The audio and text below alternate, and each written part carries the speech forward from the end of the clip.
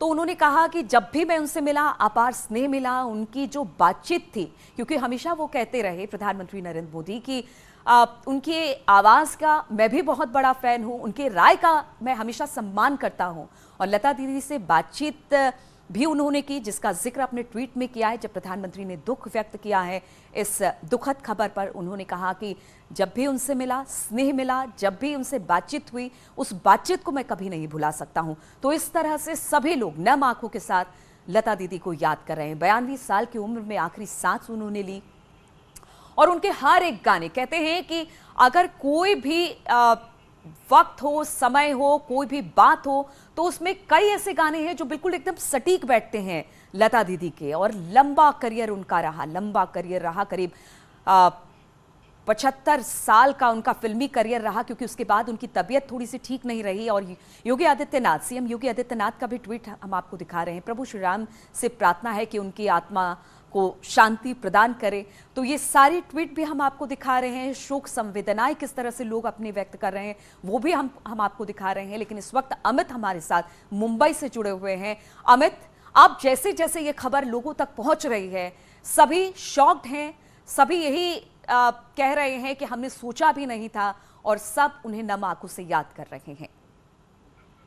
देखिए, निश्चित तौर पे कह सकते हैं कि एक बहुत बड़ी क्षति है। कई भाषाओं में 30,000 से ज्यादा गाने जो है वो गाए हैं इन्होंने। उनके आवाज को अब हम सुन नहीं पाएंगे।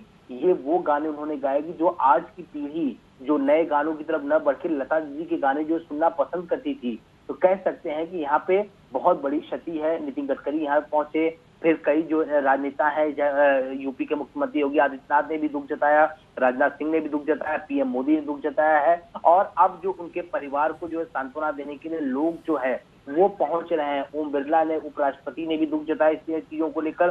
तो कह सकते हैं कि एक बहुत बड़ी क्षति जो है यहाँ पर हुई है। मैं आपको बताऊं कि साल 1942 में 13 साल की उम्र में इन्होंने अपना करियर जो है शुरू किया था यहाँ पर, और विभिन्न भारतीय भाषाओं में 30,000 से अधिक गाने जो गाए हैं। और अपने 7 दशक के अधिक के करियर में उन्होंने अजीब दास्तां है, ये प्यार किया तो डरना क्या, नीला आसमां सो गया और तेरे लिए जैसे कई यादगार ट्रैक्स को अपनी आवाज दी है इन्होंने। ये और कई सारे जो है बड़े अवार्ड से नवाजित हैं। भारत रत्न थी लता मंगेशकर। तो ये कह सकते हैं कि 28 दिन जूझने के बाद जो है आज सुबह 8:12 पे जो है उन्होंने अंतिम सांस ली। और डॉक्टर प्रदीप संदानी जो इनका इलाज करे तो उन्होंने ये बताया कि मल्टी ऑर्गन फेलियर की वजह से लता मंगेशकर का निधन हुआ है। और सुबह 8:12 पे जो है इन्होंने अंतिम सांस ली है। तो अब जो है लोगों का पहुंचना जो है शुरू हो रहा है। शरद पवार और संजय राउत, क्योंकि संजय राउत ने सबसे पहले यहाँ पे ट्वीट करके बताया था कि लता मंगेशकर अमर है और एक युग का आज अंत हो गया।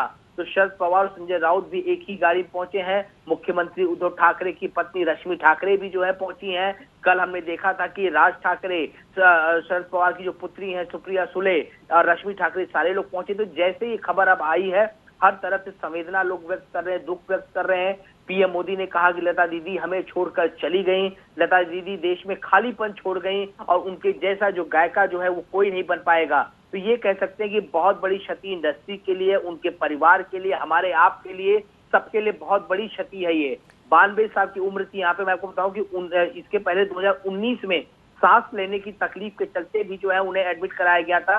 फिर अभी 8 तारीख को जो है वो कोरोना जो है पॉजिटिव है। बताया जाए लता दीदी बाहर निकली नहीं थी, लेकिन जो नौकर था उनके घर का वो सामान लेने के लिए बाहर आता जाता था, जिसकी वजह से वो पॉजिटिव आया। उसकी वजह से लता दीदी पॉजिटिव आई। उन्हें ब्रीच कैंडी अस्पताल में एडमिट कराया गया, बाद में वो निगेटिव आए। फिर उन्हें निमोनिया की शिकायत हुई, फिर सांस लेने में तकलीफ की शिकायत हुई। उन्हें कई बार जो वेंटिलेटर पे रखा गया, आईसीयू में रखा गया, फिर उन्हें दूसरे वार्ड में शिफ्ट किया गया। कई बार ऐसी खबरें आई 28 दिनों में कि अब उनकी जो रिकवरी हो रही है, बहुत सारी जो हालत उनकी खराब थी वो ठीक हो रही है। लेकिन फिर जाके हमने देखा कि परसों शाम को जो है खबर आई कि वो ठीक है, लेकिन कल सुबह ये खबर आई कि फिर से जो है उन्हें वेंटिलेटर पे रख दिया गया, आईसीयू में एडमिट किया गया। हालत जो है काफी गंभीर बताई जा रही है। तो लगातार प्रदीप संदानी जो डॉक्टर हैं जिन्होंने इलाज कर रहे थे लता मंगेशकर, वो लगातार मीडिया को जो है पल पल की अपडेट दे रहे थे। और आज सुबह जो है 8:12 पे जो है इन्होंने अंतिम सांस ली।